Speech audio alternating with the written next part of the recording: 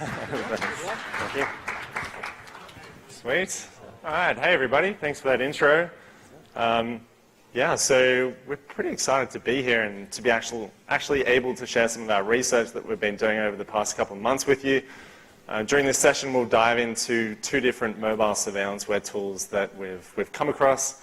And what's interesting is that one of them has, we've found that it's being used in targeted attacks by a nation state.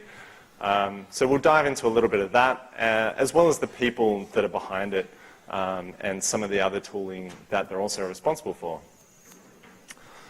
So who are we? My co-presenter is Andrew Blaich. He's head of device intelligence at Lookout.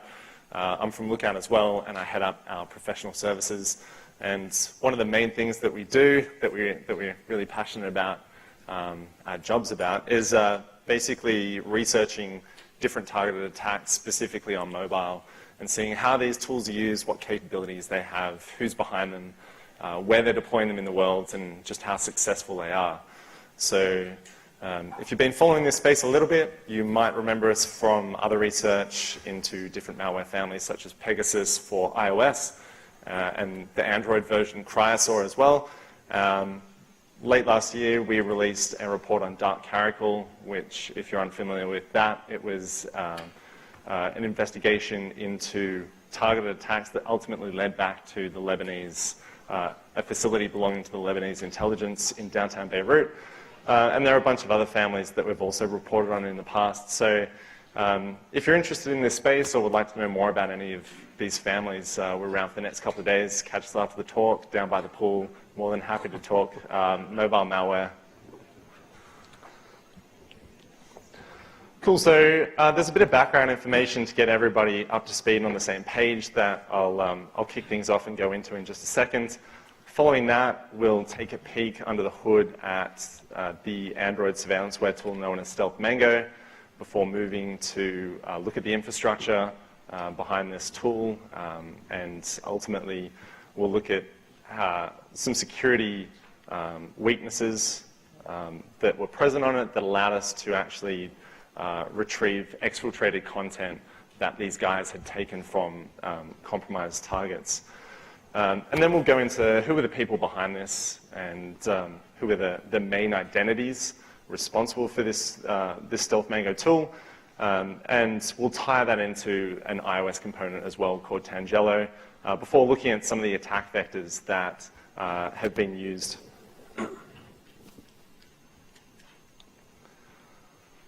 Cool. So if we jump back in time to March 2016, Proofpoint and Trend Micro both released some research into targeted attacks against Indian military, and they pretty much found that a Pakistani-based actor was using a combination of Windows and mobile malware to perform a really long-running, successful surveillance campaign that gathered a significant amount of information from targets of interest. So what was interesting in this case is that they were really low sophistication. Like nothing really stood out in terms of capability or the use of exploits, and they relied primarily on social engineering. So what these companies found and what they uncovered and reported on was that numerous spear phishing emails were found being used, being sent against Indian embassies in Astana, Kazakhstan, as well as Saudi Arabia or Riyadh.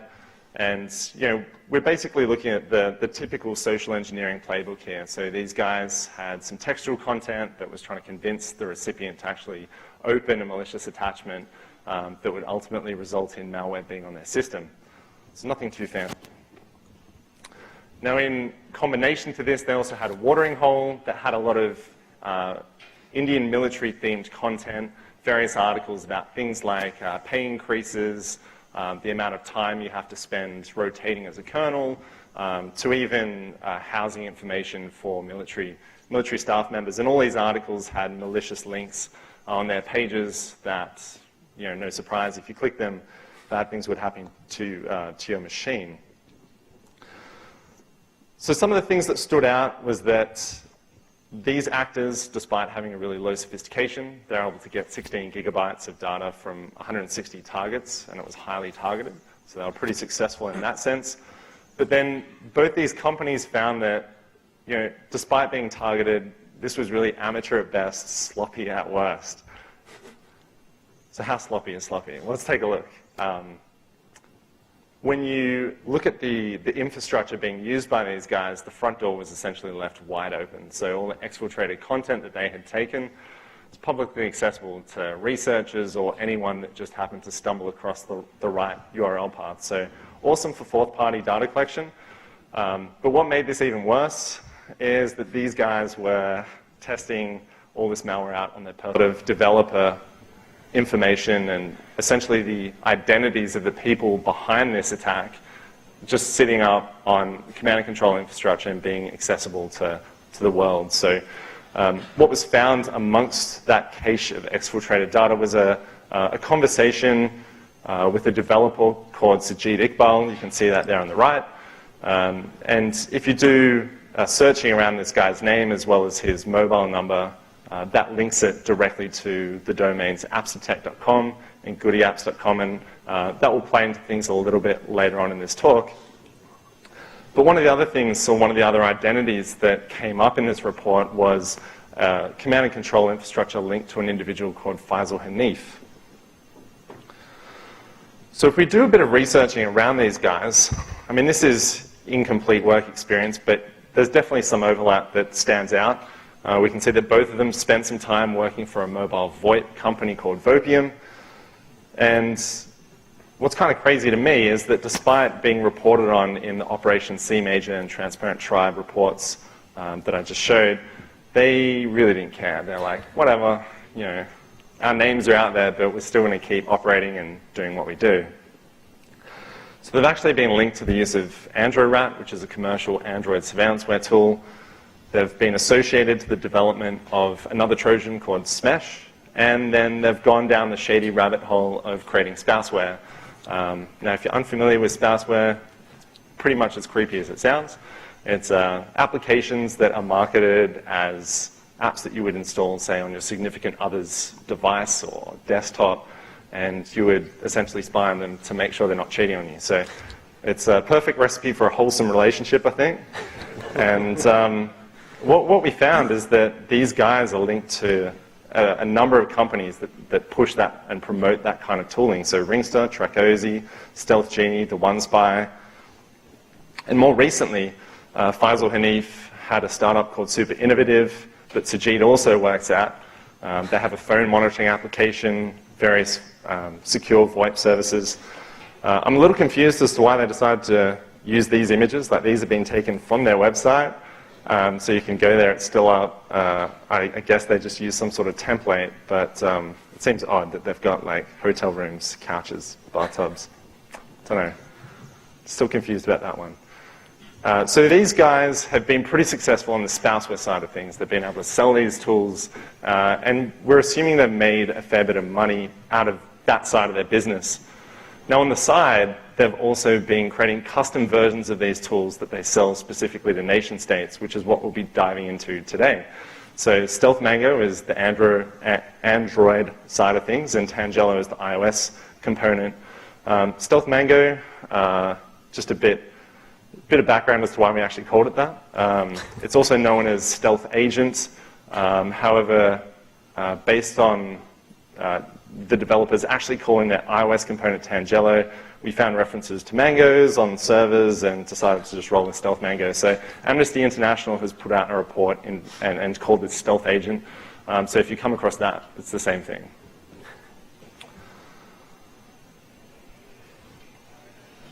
Cool, so let's look at some of the capabilities for Stealth Mango. It's got a lot of functionality that you would expect to find in any sort of surveillanceware or spouseware tool. And as we'll see later on, a lot of these have simply been lifted from existing spouseware tools. But some of the main capabilities are the ability to record audio. So quite standard. This can be triggered by the actual operators to record environment audio or hot mic, as well as record calls automatically whenever they happen. The screen of the device can be recorded if if Stealth Mango detects that WhatsApp is running in the foreground. And then we're also seeing capabilities like being able to track the device location, retrieve any sort of media content that might be on external storage, as well as standard metadata, device metadata information like battery levels, Wi-Fi, GPS status, as well as enumerating the types of apps that are installed, recording keystrokes. So you can see that there's a lot of functionality here that would give an adversary a really good picture of exactly what pretty much an individual's entire personal life on their device. So it can silently drop calls from a blacklist, which can be, that blacklist can be configured by an attacker. Text messages can be deleted. And in terms of hiding itself, it doesn't do anything amazing at all. It simply just hides its icon, which is something that we see a lot. So there's nothing too fancy there. So you might be wondering, well, how's this thing actually getting installed? And the sad answer to that question is simply it just relies on phishing. And what we see is that that is incredibly effective. I think the research community kind of overestimates how high the bar needs to be for attackers. And what we see in our day-to-day research is that it's a lot lower, and that more often than not, exploits aren't needed at all. So a lot of the families we find are incredibly effective simply due to social engineering, or in some cases, physical access. But more often than not, exploits simply aren't needed. So Stealth Mango has been seen in, I think at the start of May, it was 42 known samples that ranged in terms of application name, through things like system, dialer, G-voice, and we think the naming here is basically so they can hide if a user decides to go into to check what applications are running on their device. And I imagine the developers behind this tool are basically hoping that they'll think that this is a legitimate application, despite having all these crazy permissions that we can see.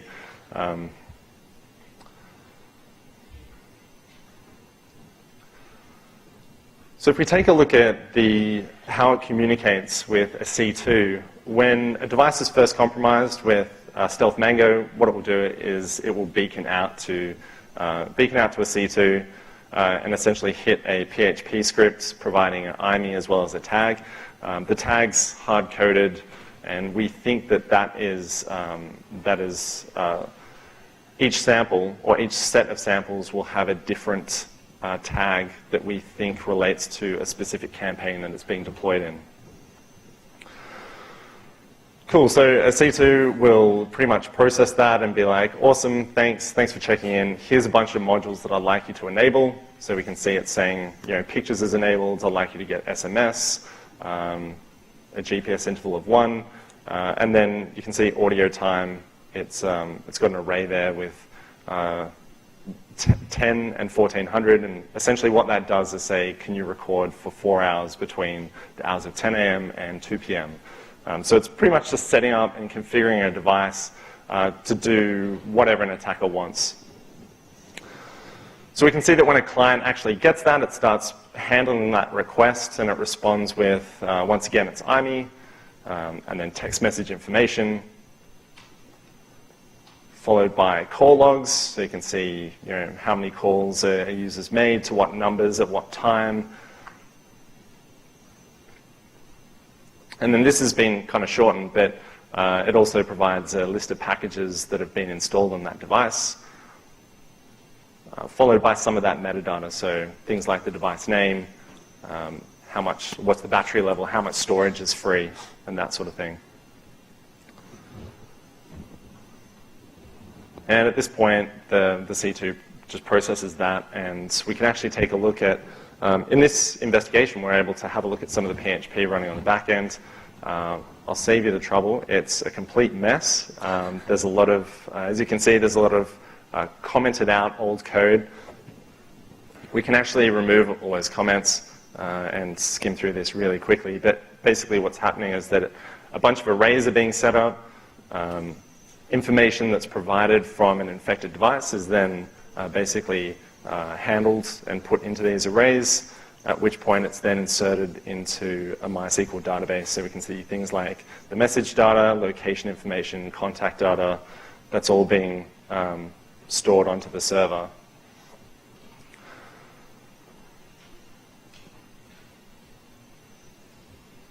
And then following all of that database, all that information being inserted into the database, it responds back to the client. So I mentioned earlier that there was these guys that were behind this they've been involved in the development of a different spyware tool known as the OneSpy, and it was kind of interesting looking at the code for Stealth Mango. Out of the 50 million plus applications that we have access to, we found some really distinct similarities that tie Stealth Mango to the OneSpy. Now, one of the capabilities that Stealth Mango has is for an attacker to trigger audio recording by sending a text message to a compromised device. And this is done if a text message contains a certain keyword. In this case, it's start mic bug, or you can see that highlighted string m@IC8K. So if either of those two strings exist in an SMS message, a compromised device will just automatically start recording. Now, I think start mic bug probably exists in a lot of apps, but the second phrase only exists in the OneSpy and Stealth Mango. So it's showing a really strong connection between these two families. And as we'll see later on, it kind of supports our theory that the developers behind this at one point either worked on the OneSpy or gained access to its code or forked it at some earlier point.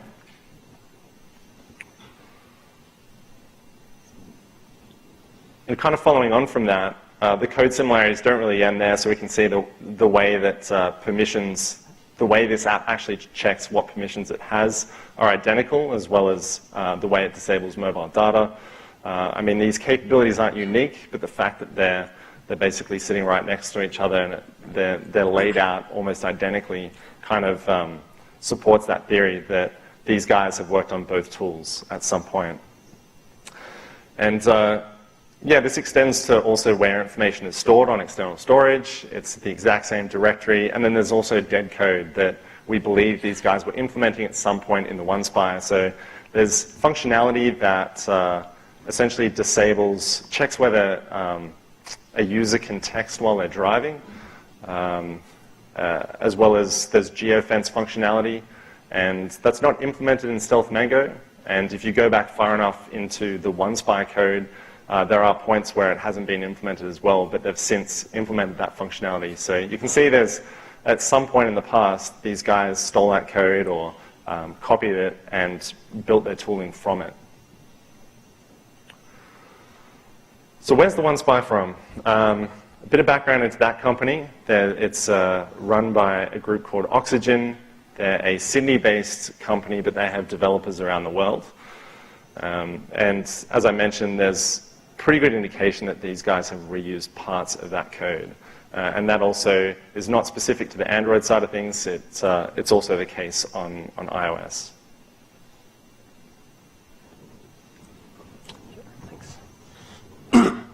Right, so we talked a bit about, Michael just talked about the malware, the Mango pieces that worked on Android. And so obviously it's talking to infrastructure around the world. So we're going to look a little bit about where was this and more details around it. So primarily Stealth Mango, in the samples that we discovered that were actually used for infections, had one main primary server that was located in France, actually. At this point, all the servers have been taken down. Actually, there was a bunch of takedowns that were done around middle of May when everything was reported on. But there was one main server that everything was hosted on, and then there was a jump box that was initially located in Canada, but had different samples talk to different jump boxes that were all routed to that main server that was located in France there. So they had basically, they were trying to disguise the main server by using these jump boxes that were distributed around the world, and then by using different samples, they would talk to the different jump boxes. In case one of them got compromised, they could talk to the other. But by looking at it and reversing it, you can essentially see and trail that everything leads back to this one main server that was out there in the world there, for sure. And so a little bit around the infrastructure and kind of how we linked it all together, right? So we talked a bit about a couple different names out there. But there was there's one freelance group, which we'll get to in a little bit later, called FI9Tech. And they had used FI9Tech at Gmail as one of the registrants that they used in their WHOIS information, and actually a large number, all these domains linked at some point in time to have used this email address as a registrant for that in the WHOIS data, whether it was current or whether it was back in the history data before they started using private blocking. In some cases they didn't, but in some cases they did migrate to using private registrations there.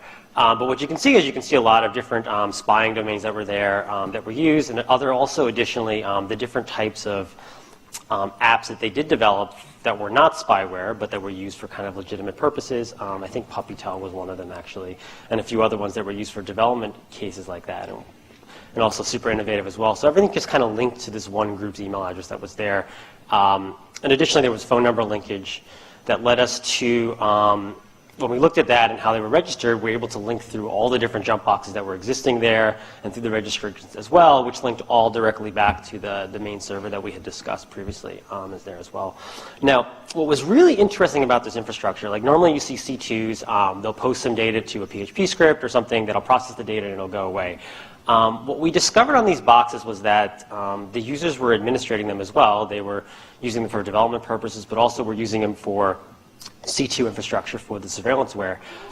What we did discover was, though, is that the main C2 server had something called WSO, web shell, on it. This is commonly a tool that's used for if a server gets owned by an attacker, typically they'll drop WSO on because it essentially gives them administrative control to basically run SQL commands or terminal commands and basically operate the system at the level of users that they can compromise through a web console, essentially like that. What's interesting about WSO is that it commonly has a login page, so you have to actually know the username and password to get in. However, what we discovered was that if you navigated to a certain page, knowing how web shell is laid out, actually it bypasses the login page, which essentially gives you full access to the server as the web user. What this does enable us to do, and we'll talk about in a few slides, is it lets us see essentially the content that's being collected from devices around the world. It lets us figure out where the administrators are logging in from. And it also lets you see essentially a lot of the login information and things about the server there as well, and all the sorts of different data. Now, we don't know whether we didn't know at the time whether the developers had put this here or whether the server had been compromised. However, when we were looking through some additional infrastructure, we came across another server, which was a different development box that was used for a lot of their legitimate applications, which also had web shell on it. So we're still unclear whether they put this on there themselves and they just prefer to administer their systems through this web UI, and they don't know that there's a bypass to the back end.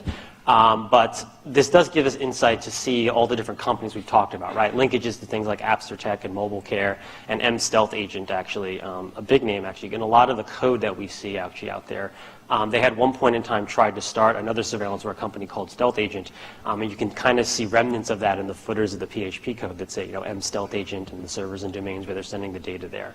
So that's pretty interesting in terms of what we discovered on these boxes and in terms of the web shell access that was existing there. Now, for something really interesting, the exfiltrated content, the data. What did they actually get? What we've seen, and so we don't have access to completely all the data, primarily because some of the data was behind logins and passwords and stuff that we chose to not use those things for CFA reasons and things like that. We prefer to only get stuff that would be publicly accessible. So what we were able to see with those, there was about 30 gigabytes of data that was coming in from compromised devices. This data was pretty interesting. It ranged from different types of letters on internal government communications. There was a lot of detailed travel information from diplomats and delegates, as well as a large number of pictures of photo IDs, as well as passports. And that'll be interesting in a little bit as well, in terms of the metadata that was in those informations, telling us where they were taken and how they were, and the devices that took them. There was also a fair amount of personal stuff, people's photos of families and things in there, but there was a lot of military and government photos as well. And in some cases, there was essentially kind of,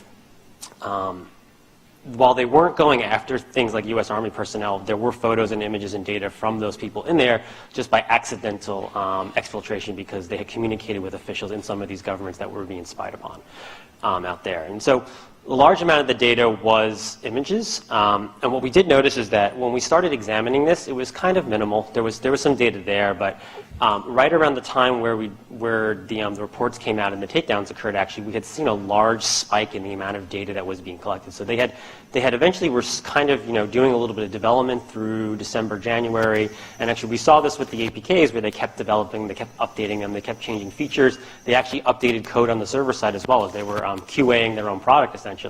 And then sometime around April, May, they actually did a little bit of a wider deployment. They infected more devices with this attack, and they were able to get a lot more information.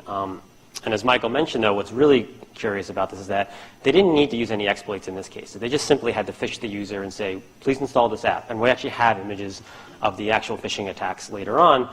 But all they had to do is do that. And once the phone's infected, the permission's been granted, the data goes right up to the server, and it ends up there. But it was very effective. Now, in terms of the targets you're interested in, primarily, based around Pakistan, Afghanistan, a couple people in the UAE, and a few people in India as well. The location of the targets here is essentially based on the GPS coordinates that were contained within the metadata of the photos that were taken, though. So from what we saw from there is a lot more data on the server. There was SQL databases that probably contained a lot more information in there, but from what we saw from the photos that we could access publicly, this is where we saw the infection rates occur primarily, which makes sense in terms of how this actor has operated in the past and the areas that they go after. Now, some of the interesting communications we saw out there at the time, there was basically invitations that were sent to people, in this case, member of Afghanistan military, inviting them to a meeting that was actually happening in Florida back in that time frame there. And at the time that we had looked at this was actually before the event had even taken place, obviously. But we had seen this information in the request that had come through. People tend to like to take a lot of pictures of documents with their phones, it seems, especially in these sorts of cases there. We found this other interesting document where basically someone's giving their very candid feedback on a foreign secretary that they didn't like necessarily. This document actually was eventually published publicly, but based on the data that we had seen, this had come in just about the time or just before it was made public, actually. But it is kind of humorous to see some of the comments and how candid people are in their feedback there, for sure. Yeah, and additionally also we saw there was a lot of travel information documents, strictly around Australian and German diplomats that were going to be visiting, I believe visiting Pakistan at the time. And so some administrator or someone that had been compromised with Mango was taking pictures of these travel documents, basically detailing who was coming in, how long they were staying, who was going to be in their entourage, essentially like that. So they had this sort of tracking information that they were spying on as well to see what was going on there. There was a number of pictures about military and government, like weapons and artillery shows that were there that people were visiting and looking at.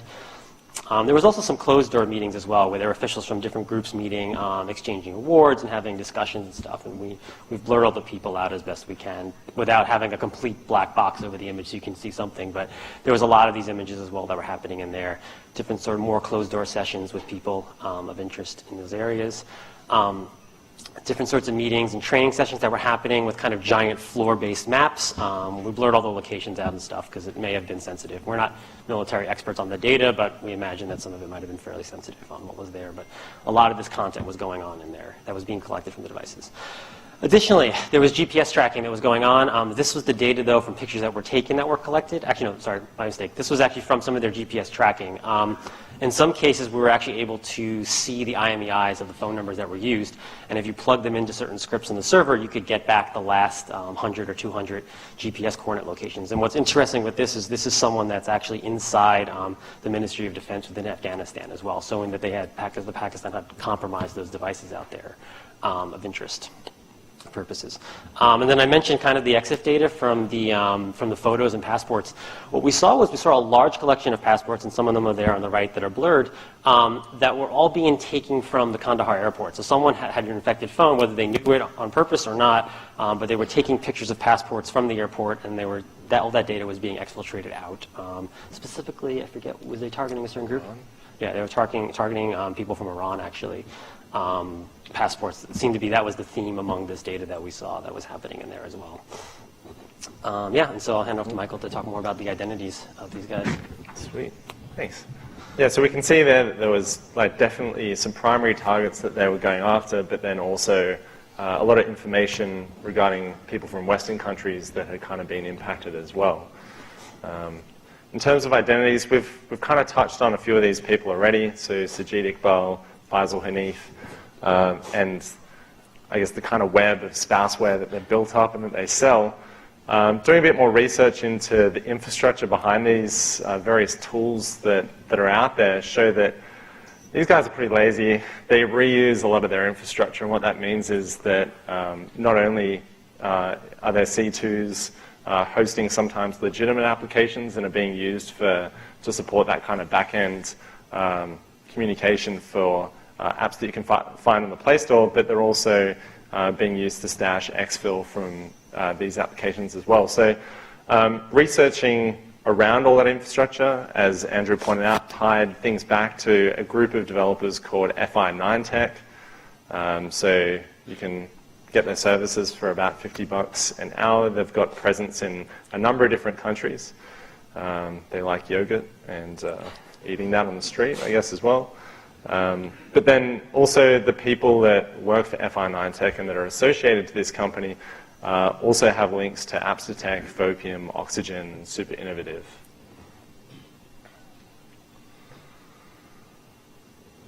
Yeah, so as I mentioned, they're quite lazy. They're reusing a lot of infrastructure, and actually, as we'll see later on, in one case, they have used their C2 servers for a legitimate app as well.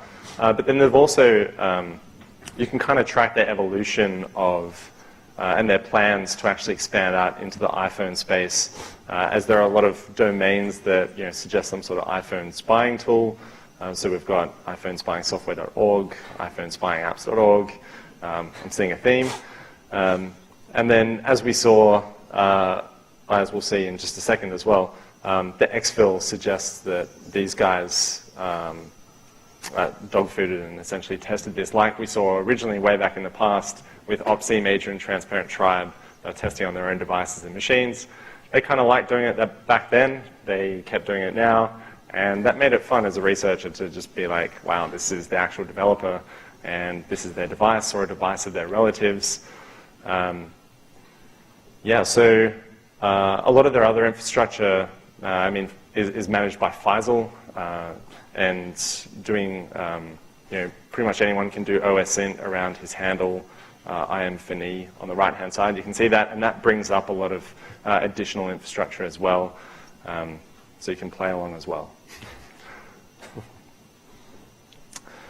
So in the exfil, this is an example of some of the personal content that belongs to the developers. In this case, we can see a recommendation letter from Sajid's previous job saying he's a good guy, you can trust him, and he's a good developer. And then also in the whois information for some of these domains, we're actually seeing his Appsitech email being used. So you can see Sajid at appsitech.com. He also gives talks. And yeah, that's one of the main guys here. So we've kind of touched on Faisal and Sajid. One of the identities that we haven't seen yet actually came up when we started looking at some of the desktop phishing pages.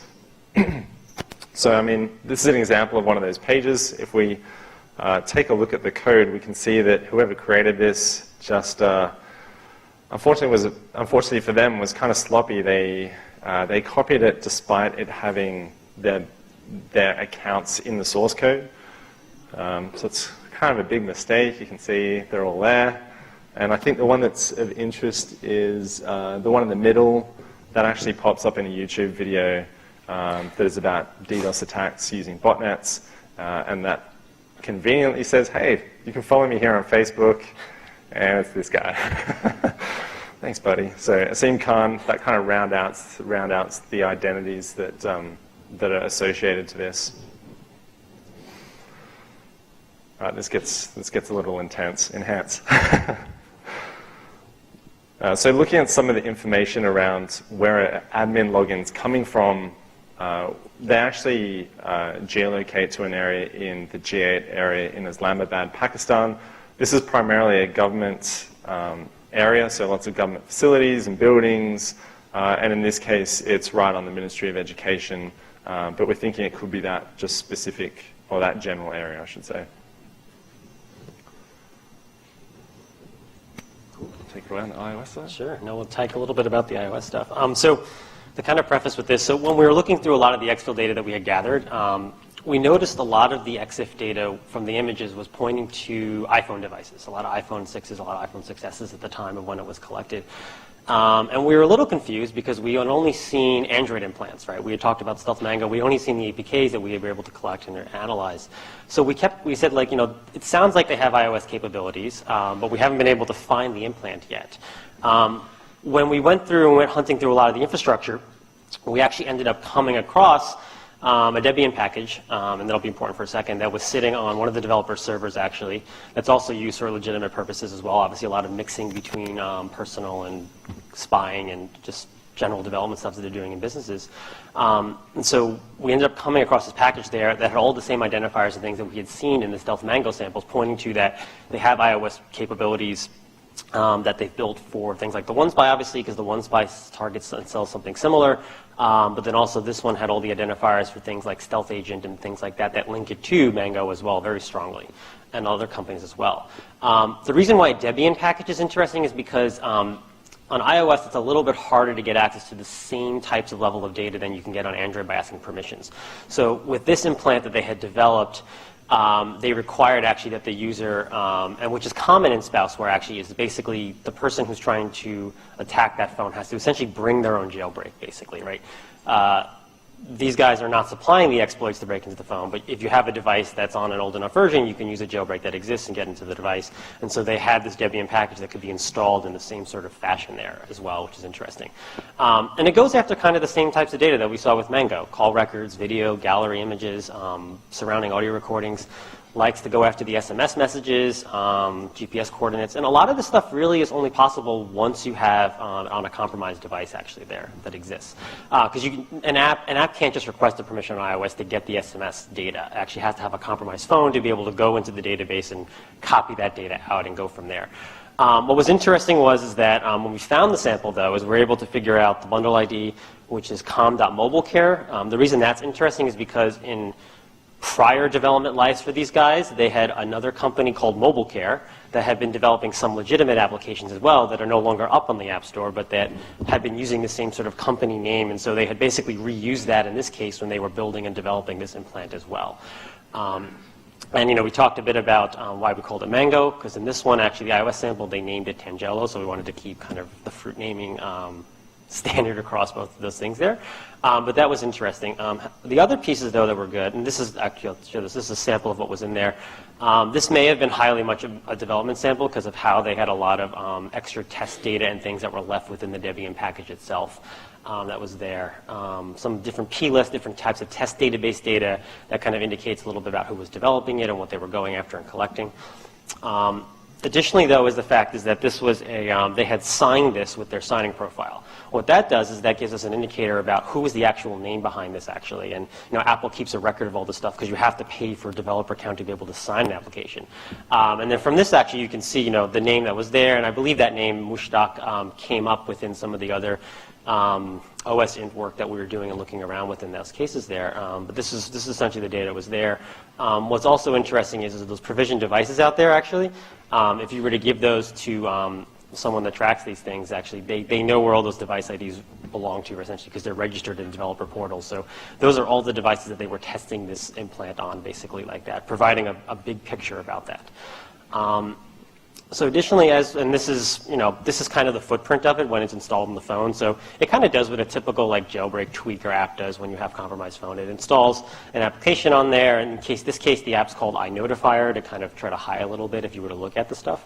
But when it's running, though, it actually ejects litters the temporary storage with a number of different databases that it copies over from the legitimate sources that it collects it from, saves them into temporary storage, and then the implant will take that, package it up, and then send it up to the C2 server. And actually, it uses the same C2 infrastructure that we saw on the Android side, the same sort of scripts and URLs that it's talking to as well. It's the same kind of common approach that it uses there. And this is sort of the stuff that we saw there as well. So we can see linkages in this actually from URLs that were in the sample to the OneSpy, as well as to links to things like mStealth Agent, which is in the middle box, as well as the different IPs that were, and the scripts that they were uploading them to were very similar and identical to the Android side of the house there as well. And finally, the other link is Michael mentioned a bit about the company called AppsterTech. So these guys, this set of functions actually that begin with AT, we believe actually is the identifier that they used when they're building their code packages. Actually, they just identified them, saying that this code was built by AppsterTech as well. And there's a lot this is a small snapshot, but there's a lot of different functionality that's in there as well, showing more linkages to that group and company as well. And then just kind of code and samples that they were using to copy the databases out across the things. And then finally, we mentioned that they were using infrastructure in 2 different cases. In this case, the same C2 that this implant would talk to was also used by an app that they also developed for a group called Multitel. The reason we called this out was because when we put this in the report is if anyone had this app on their phone and was using it, and someone just took our IOCs in the document and threw them into their system, they'd probably want to know why it's highlighting or why it's hitting on this application, whether they are infected or not. It's believed that the data that was being talked from this application to the server wasn't malicious. Basically, they were just reusing the server to handle push notifications for the iOS side of the house. But they did reuse the same server infrastructure that was there for legitimate purposes as well as nefarious stuff with C2s. And then kind of to wrap up, we talked a little bit about infection vectors. Phishing was the primary one that we discovered here. And so they were hosting, this is one of them, they're hosting a number of different phishing pages on Azure. And so they would use things like secure apps that you would go there. And actually, this is exactly what the phishing page looked like when you went there. There is an actual website called APK Monk. This is not it. They just did a one-for-one representation copy of all the assets. And actually, if you were to mouse over and look at any of the app links on the side, they actually all link back to the same sample here that's downloaded. And it pretends to be a video calling processing app. And then once you install it, it all points back to the same APK. Once you download it, it infects your device. Over time, we did see them update the sample on the same site. We did a couple different types of takedowns. We asked that it be taken down, and then the developers received the message from Microsoft, obviously, and instead of just going away, they actually just updated the sample, hoping that that was the only one and no one else would catch them again. But they continued to do that. So eventually, at the end of the report, all the servers were ended up taking down that were hosting these things. So this is interesting. This is the actual phishing message that was being sent to one person. The reason we have this image is because they were trying to update and reinfect someone that had already been infected before. So because of the processing rules that are in the samples, it took a picture, luckily a screenshot of the sample that was of the messaging, Facebook Messenger in this case, was being distributed. But what is interesting is it led us to this fake Facebook persona called Sana. And actually, yeah, so we'll get to that in a second. So there's a fake Facebook persona named Sana, who was one of the primary reasons how they were distributing this out to people as well. So they would strike up a conversation really to prove that they were a person and real and not just a robot, and then eventually would get them to download the links to the malware and get them to infect themselves. This is kind of the common flow you would see when you're updating. You'd go on your mobile, you'd see APK Monk, okay, let me download the calling app. But because this is an update process and there's no new permissions, you just click, click, click, go, go, go. And then your phone's infected again, and it now has the new code running. And I'll get to that. And then one last thing we mentioned was about physical access. Through looking through the exfil data, we noticed that one of the targets that was there was actually listed in the shipping manifest that they had sent a phone to this repair shop, and they're now getting it sent back. And so we I believe the person that was operating on it may have been one of the actors involved. So we speculate that physical access in some cases may have also played a role with you send your phone in to get repaired, it comes back repaired, but also with a little bit extra kind of installed on the side there for you as well. So you've got to watch out for some of the repair shops that you're using for your phone, for sure. And then, yeah, so Sana that we mentioned, this was the Facebook profile that existed for this user that was there. Some journalists actually did some digging into this person and discovered that it's a real person's name and it is a real picture, but this is not this person's profile. They had just copied it all and made a report around this person and reused these information for that persona. And this person was very surprised to find out that they were being used in this sort of situation. But yeah, that's why they had kind of used this without having to invent a person. They just reused kind of interesting names and things that were there. Exactly, yeah. And then there was also a number of credential phishing sites, which Michael talked about before, and the information that was there as well. And takedowns, obviously, once the web app is gone, it stops running, and it's no longer there. So I guess to recap, essentially, the Android and iOS things that we saw for implant size. Android we call Stealth Mango, also known as Stealth Agent. And this development was very active, as was the surveillance, as we saw with that graph in terms of when the data was collected and how it was being gathered. In terms of the targets, and I think it's important that we note this, is they primarily were only going after members of military, activists, and government officials that were in Pakistan, Afghanistan, India, Iraq, and the UAE.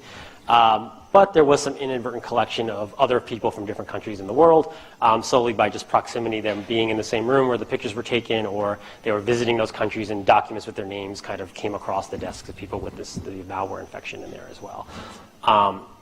And so as we talked a bit about the APT group, who is behind this? It's believed to be the Pakistani military, based on prior linkages that had already been done with Operation C Major and Transparent Tribe, and we've proven essentially all the links that still exist within this as well, and they continue to act, and they really don't care. They just keep going. They keep reusing the same stuff over and over again, which provides a nice fingerprint for being able to track them and where they're going actually out there in the world. If you want references, there's a number of reports you can Google. We'll also have the slides shared out as well. You can read the full report. It's a 60, 70-page document, which a lot more technical details if you're curious about that. Amnesty also has a similar report, which goes into more of some of the targets that they were going after, because they had access to those sorts of things. And if you're interested in reading some of the older stuff on OPC Major and Transparent Tribe, the Trend Micro and Proofpoint reports are there as well. I want to thank everyone. If you need to get in touch with us, Twitter. You can also email threatintel@lookout.com if you have any questions. As Michael said, though, we're also here for the rest of the week, so pool, conference, we're happy to chat, anything. Thank you very much. Cool.